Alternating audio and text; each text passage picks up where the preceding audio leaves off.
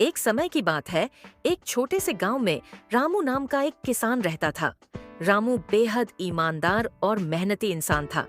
उसकी खेती बाड़ी ही उसकी जीवनयापन का साधन थी और वह अपने खेतों में दिन रात मेहनत करता था। रामू के पास ज्यादा जमीन नहीं थी, लेकिन वह उसी में संतुष्ट था। उसकी ईमानदारी और सच्चाई की वजह से गांव के सभी लोग उसकी बहुत इज्जत करते थे। रामू की मेहनत और ईमानदारी की चर्चा दूर दूर तक थी। एक बार की बात है, जब रामू अपने खेत में हल चला रहा था, तभी उसकी हल के नीचे कुछ अटका। उसने हल रोका और देखा कि जमीन के अंदर एक बड़ा बर्तन दफन था। रामू ने जैसे ही बर्तन को खोला, उसकी आंखें चकाचौंध हो गईं। बर्तन सोने के सिक्कों से भरा हुआ था।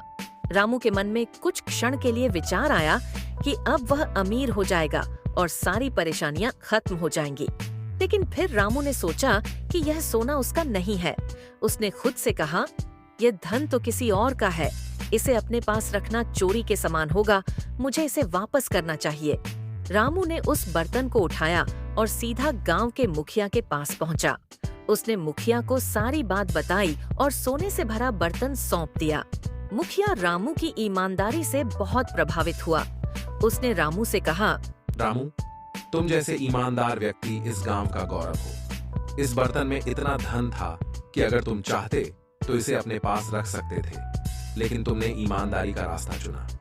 तुम्हारी इस सच्चाई और ईमानदारी के लिए मैं तुम्हें सम्मानित करना चाहता हूँ। मुखिया ने गांव की पंचायत बुलाई और रामू को सबके सामने सम्मानित किया। उन्होंने रामू को उस सोने का हिस्सा भी देना चाहा, लेकिन रामू ने विनम्रता से उसे लेने से मना कर दिया। उसने कहा, मुझे सिर्फ मेरी मेहनत से कमाया हुआ धन ही चाहिए।